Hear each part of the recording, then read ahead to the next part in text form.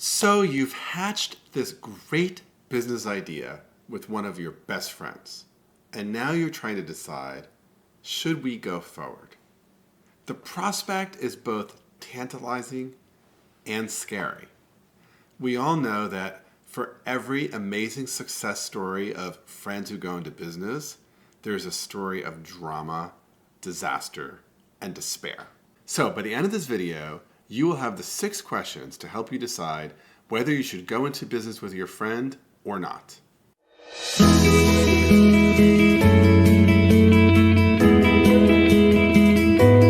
I'm Bob Bordone. I'm a senior fellow at Harvard Law School. I'm the founder and former director of Harvard Law School's Negotiation and Mediation clinical program. I taught negotiation, conflict resolution, mediation, and many other courses at Harvard Law School for more than 2 decades, and I'm a founder and principal of the Cambridge Negotiation Institute. So, question number 1 is consider what each of you brings to the table.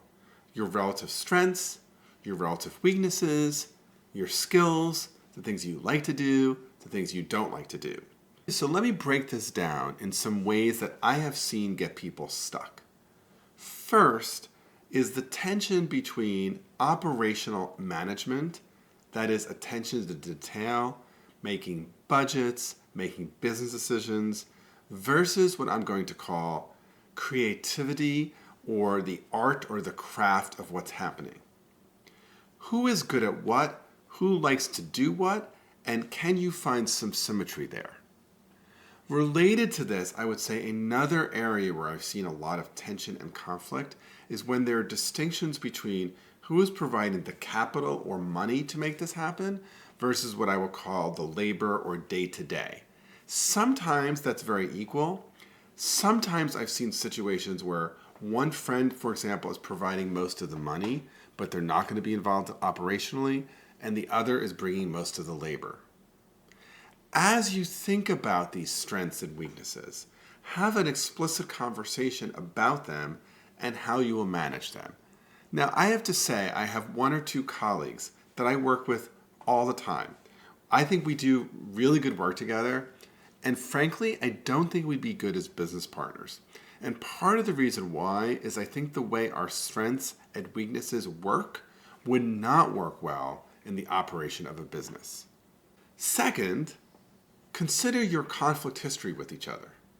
Now, one of the great things potentially about going into business with a friend as opposed to a stranger is that you have a long history with each other.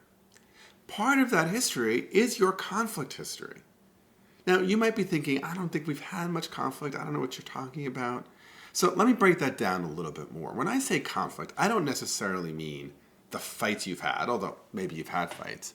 What I actually want you to think about is the times when you and your friend have seen things differently. Maybe it's a political point you've seen differently. Maybe it's just like, what do we do on Friday night? Or which restaurant do we go to? Or if we're taking a vacation together, how are we going to spend our time? I want you to spend some time thinking about those moments in the friendship where you've had differences and how you typically handle them. Do you, for example, avoid and just do what they want? Do you end up in a screaming match? Do you end up finding some middle ground? Does the other person just kind of swallow their pride and go your way? The reason why I want you to think about that conflict history is the patterns that have developed around that in the friendship are likely to be replicated but also on steroids when you're running the business.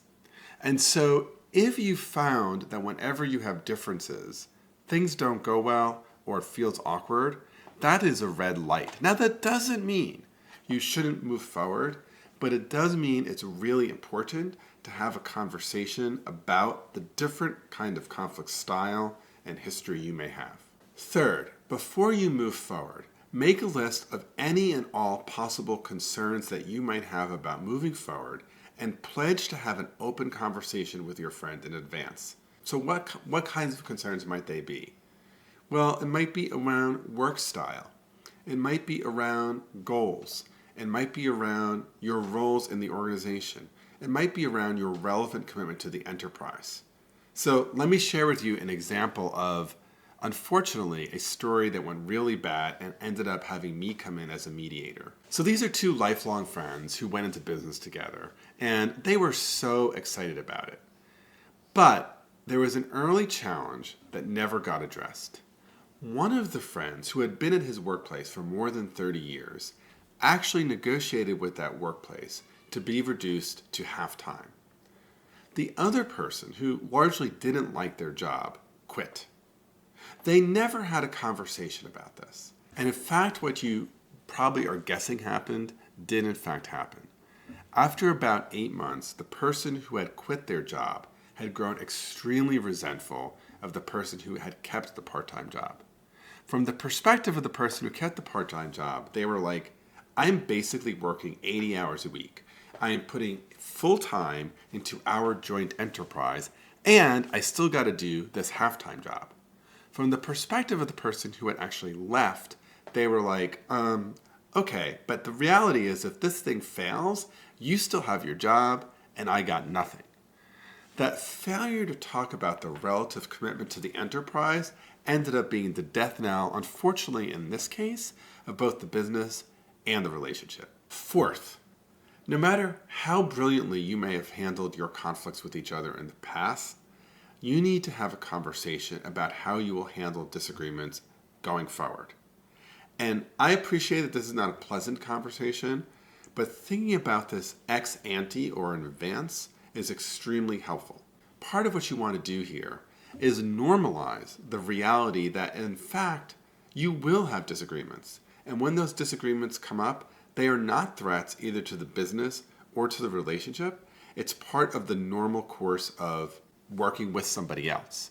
And I think the more you normalize the reality of future disagreements and then talk about how you'll handle them, the smoother it will be when they come up.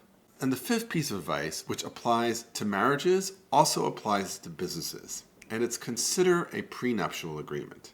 Meaning, if you're bringing different amounts of assets and commitment to this business relationship, you may want to talk in advance about what will happen if things don't work out. Let me give you an example. If, for example, we're opening up a business and I am the one who's providing, let's say, the intellectual property or the new product, and what the other person is bringing is the business strategy and acumen, and if it's really important to me that if things don't work out, the intellectual property remains mine, we should contract that before we enter into the relationship so that if things don't go well, we at least know where things are going to land. So the last piece of advice is really important, and it's just trust your gut. If you've gone through all of this and you're still not feeling quite right about it, that probably means hang on to the friendship and avoid going into business with each other. At the end of the day, no one can guarantee the success of a business with your friends, but if it works out, it's incredibly rewarding and incredibly fun. Doing the homework, asking the right questions, and having the right conversations in advance can help you decide if this makes sense or if it's best to stick to what you know. If you have any war stories or even better, success stories about going into business with a friend, I'd love to hear about them. Share them in the comments below. Also, before you leave, don't forget to subscribe to my channel, like this video, and ring the bell so you continue to get all the updates on how you can improve your skills of negotiation, communication, and conflict handling.